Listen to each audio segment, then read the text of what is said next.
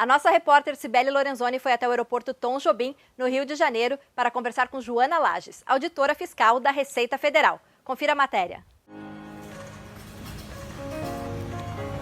Quase todo mundo que viaja tem dúvidas na hora de voltar para o Brasil. O que pode ser trazido na bagagem? Como funciona a cota de $500? O que deve ou não ser declarado para a Receita Federal? Saiba todas essas informações agora na Orlando em Revista.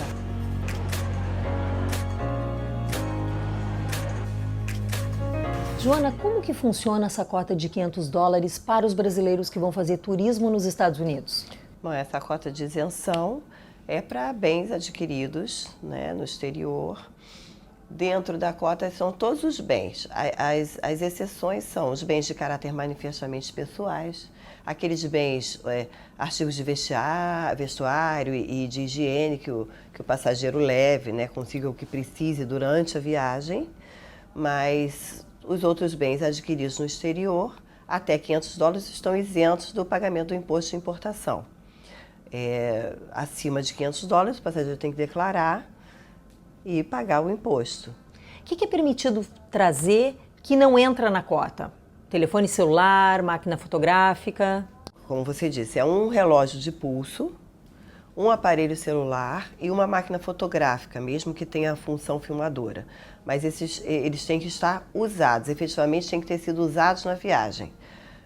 Se a pessoa já tem um celular e está adquirindo um outro, já não vale. Joana, teve uma situação de uma pessoa que estava fazendo turismo nos Estados Unidos, esqueceu o telefone no hotel, pediu para uma amiga trazer o telefone depois, quando a amiga estivesse voltando para o Brasil, e a amiga ficou com medo de trazer, sem saber se esse telefone ia ser tributado ou não. Alguma exceção para essa regra? Se a amiga já tiver com um aparelho celular, pode sim entrar, está sujeita à tributação. Porque a bagagem ela é pessoal, a gente não pode declarar, né, como própria uma bagagem de terceiros. Então, nesse caso, aí talvez ela pudesse pedir ajuda à companhia aérea ou até ao próprio hotel para mandar por outro meio, porque pode sim estar sujeita à tributação. Na prática, o que a pessoa deve declarar? Ela deve declarar todos os bens que ultrapassarem esse limite de isenção de $500, ainda combinado com os limites quantitativos, que dentro da cota de $500 ainda há limites quantitativos de bens até $10 e acima de $10, quantidades, né, até 20 unidades. No caso de bens até $10, não pode haver mais do que 10 unidades repetidas, unidades idênticas, e acima de $10 não pode haver mais do que 3 unidades repetidas idênticas, né? Mas enfim, tem que declarar animais, medicamentos, armas e munições para fingir a anuência do exército, plantas. Tem uma lista de bens que já estão listados ali na declaração de bens de viajantes, que é a EDBV. Qual a diferença de tributação, Joana, se a pessoa declara ou não?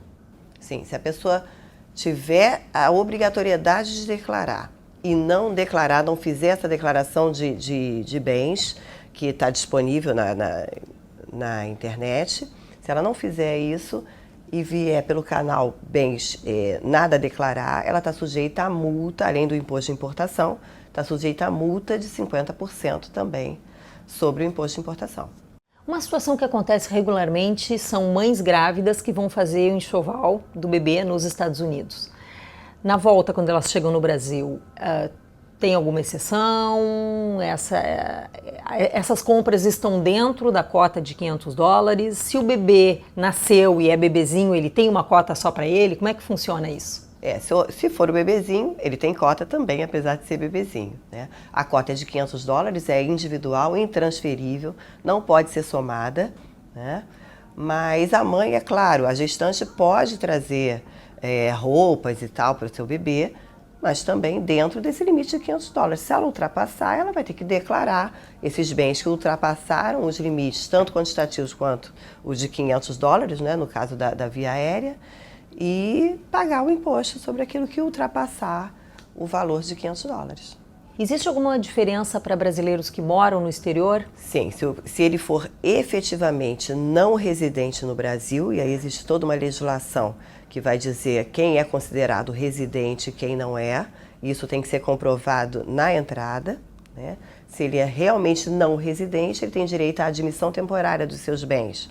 Aqueles bens que vão ser utilizados temporariamente aqui no Brasil, depois ele vai retornar para a sua residência no exterior. Mas se ele for considerado residente no Brasil, ainda que ele more no exterior, mas ali considera ele residente por determinadas regras existentes, ele está sujeito às mesmas regras daquele brasileiro que mora aqui no Brasil. Se o viajante é um músico, vai para os Estados Unidos, compra um instrumento, na volta tem como comprovar que ele é membro da Ordem dos Músicos do Brasil, ele tem que pagar sobre esse instrumento? Isso está dentro da parte profissional dele? Não, ele só vai ter a isenção se houve a necessidade de ele adquirir, por exemplo, um violão para uma apresentação no exterior. A viagem dele foi a serviço, foi para, por exemplo, um evento de música no exterior, ele ia fazer uma apresentação e teve que comprar lá o seu violão para se apresentar. Aí ele vai entrar na mesma regra do celular usado, né, na circunstância da viagem. Mas o fato de ele ser músico e adquirir um violão, um saxofone no exterior que seja, não dá a ele a isenção. Como que funciona com objetos usados? Hoje em dia as pessoas compram muita coisa, né, por internet, muitos bens de segunda mão. Como que é isso na entrada no Brasil? Foi adquirido no exterior, é um bem importado, a pessoa tem que declarar. Se passar de $500, tem que declarar e comprovar o valor que está declarando, né, se o valor está ok. E uma pessoa pode declarar até quanto? Pode declarar o quanto quiser, desde que não denote uma destinação comercial, né, e que não sejam bens proibidos. Ela pode declarar, passou de $500, passou dos limites de isenção, ela está obrigada a declarar. Quais são os principais problemas que vocês enfrentam com turistas brasileiros que vão fazer compras em outros países? Eu acho que o principal é a falta de informação, apesar de a Receita Federal disponibilizar vários, né, instrumentos no site, na página oficial da Receita Federal, há toda a explicação, passo a passo para preenchimento de declaração de bens de viajantes, declaração de porte de valores.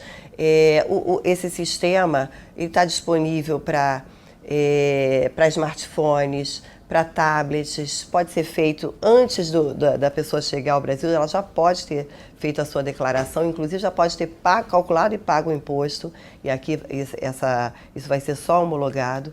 Mas a maior dificuldade que nós temos é realmente a falta de informação das pessoas, ou pelo menos elas alegam o desconhecimento da legislação. Joana, qual o conselho que vocês dariam para um brasileiro que está indo, por exemplo, viajar para os Estados Unidos, está indo para a Disney, vai fazer compras? Que conselho você daria para esses brasileiros? Que as pessoas se informem antes de viajar, né? Nós temos panfletos, como eu disse, o site da Receita tem todo o material, todas as informações, né? Aqui também a pessoa pode se dirigir, né, ao aeroporto, a própria companhia aérea, né? As companhias aéreas, elas sabem também as regras e elas, inclusive, passam um filme sobre, né, o que tem que ser declarado ou não, as nossas regras, as regras aduaneiras. Então, o meu conselho é que a pessoa se informe para não ter essa dificuldade depois na hora da entrada do país, né? Muito obrigada pelas suas informações. Nada. Para facilitar a vida do turista, a Receita Federal tem ainda um aplicativo para Android e iOS. Baixe o aplicativo Viajantes e tenha todas as informações e orientações. Funciona assim: você vai anotando as compras e, no final, calcula o imposto a pagar. A lista pode ser editada a qualquer momento e não é necessário ter internet conectada. O aplicativo gera o DARF e você pode pagar o imposto online. Ao chegar no Brasil, você será liberado em menos de 2 minutos e suas compras importadas legalmente. Além da isenção de $500 para as compras no exterior, todo turista tem a possibilidade de comprar mais $500 isentos de impostos na loja do Free Shop. As mercadorias compradas não precisam ser declaradas. todos os aeroportos internacionais do Brasil têm lojas Free Shop. E aí, curtiram a matéria da Orlando em Revista? Então inscreva-se no nosso canal, ative o sininho, compartilhe nas redes sociais e até o próximo vídeo.